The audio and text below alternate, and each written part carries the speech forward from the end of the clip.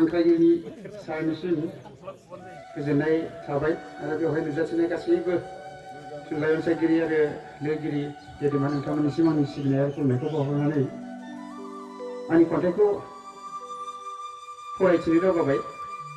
गोसोथोनायनि खन्थाइ आवरायनाय बुंदोंमोन, आंथ' बेनि आइडिया गैया जाहैबाय।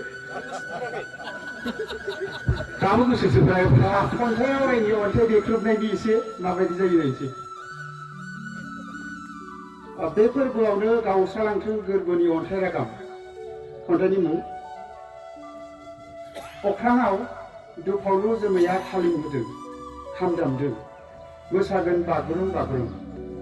मोसा मोसा फैगोन सोमखोर उदां खौवौनि खौवौ खौवौ बराय मेथाइयाव। आबिर गोनां बुब्लिनि रंगिना संगिना बोथोर जेन गोरबो बिनायनि सनाथि बुब्लि।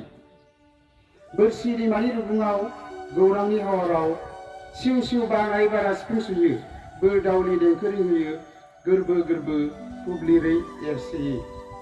गोसोथोनाय दोमो दोमो फिथिखा फागुन नों थारैनो हायना गोनां फोरबो। सिखिरि मानसिया बुङो गोसोथोनाय गोरबो जायहा गैया बियो खन्थाइगिरि जानो हाया। थारैनो जेराव गोसोथोनाय गाबनाय मिनिनाय बेयाव खुद्रिनाय बोराबनाय बेफोरनोथ' जिउनि आबेग।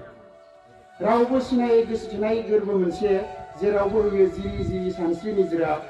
एखनब्ला जिरियो जिंगानि रथ' रथ' मोदै, एखनब्ला खुद्रियो एखनब्ला बोरखाङो।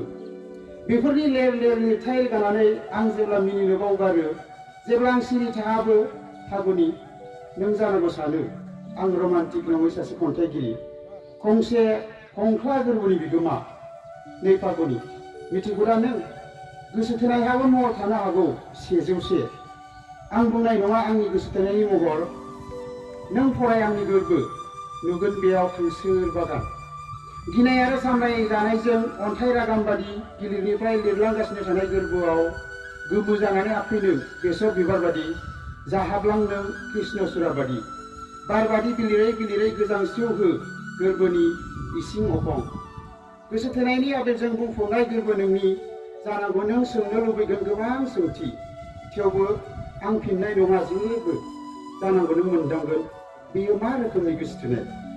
नोंनि सोंनायावनो बायलांथों थेनानै दोननाय गोरबोनि बान्दो, गेवथों हांथेनाय गोरबोनि हाब्लां। बे फोरबोआवनो गावस्रालांथों गोरबोनि अन्थाइ रागाम। गोजोनथों। बरिया बरिया।